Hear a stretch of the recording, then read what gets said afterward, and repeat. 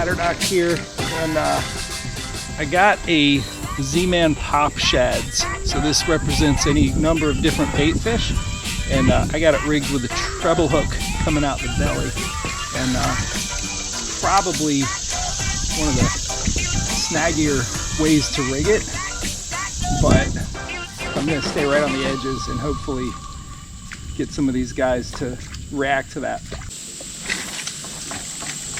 That skipped way back up in there.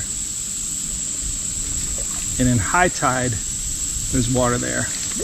Low tide, I think that's a mud flat.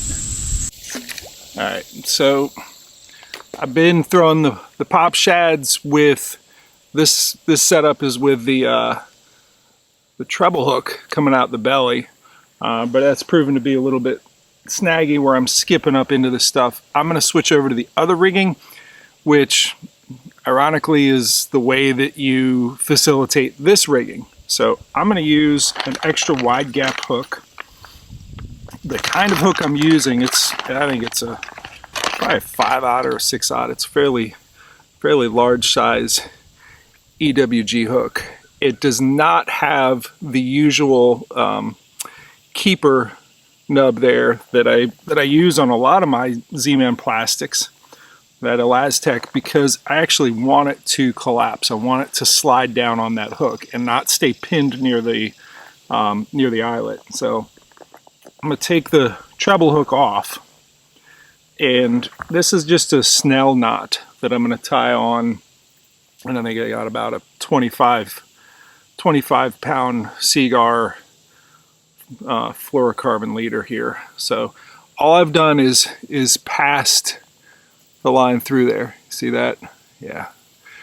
And I'm going to slide back in this direction. I'm pinching both the hook and the line, and I'm going to give it 5 or 6 wraps. 1, 2, 3, 4, 5, 6 in the direction of the eyelet of the hook. So I'm going in this direction. I take that tag end and I loop it through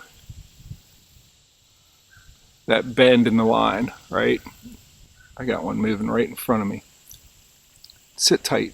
I got something for you. So I'm pulling this snug.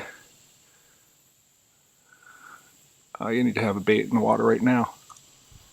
And the coils on that just bunch up right underneath that. And what that does is it means just your line is sticking out. You're not beating up on the knot itself. So if I were to, well, let me just show you this rigging, and then I'll show you afterwards that I do something very similar to get the treble hook on there. So, you know, just like you rig anything with an EWG, you know, you're just going in through the mouth, out through the chin, and then you line up the spot on the belly for it to come out the back in a way that when you set the hook, this is all going to collapse downward and expose that hook for an effective hook set. And Elastec does that really well. Elastec is so good at compression compared to, and durability compared to regular soft plastics. So that is the weedless rigging of the Z-Man POP SHADZ. I will go back to when I'm fishing some of that eelgrass and I want something like this going over, where I will use the hook, the EWG that's already on there, to switch over. It'll pass through and come out a little bit further back so that that hook that I'll just tie on with a Palomar knot can sit right there. Hopefully that's enough for you to conceptualize. You're using the EWG, and then you cut it off, and then you position that treble hook on the belly. Much better hookup percentage if you're fishing open water with the POP SHADZ, but I'm not. I'm fishing, skipping this up underneath these branches into the grass. So this is the better option.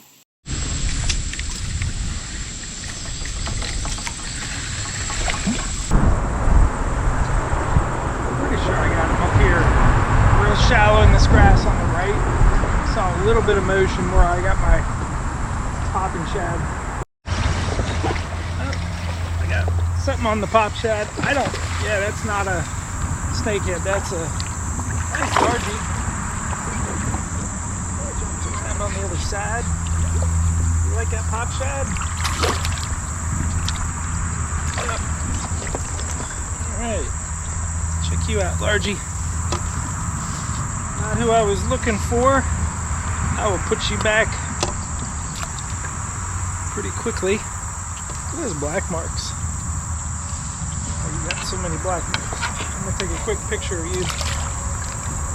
So, the reason I'm taking a picture of this guy, there's a scientific study going on right now, really studying these black marks and what causes them. This one's 18.5 inches.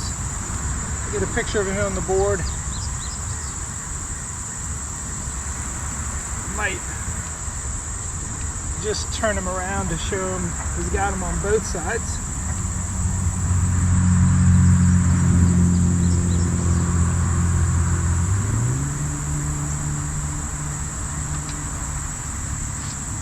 I'll put a link to how you can get involved in this free tournament of sorts. Really, they're just looking for pictures of bass with black marks on them.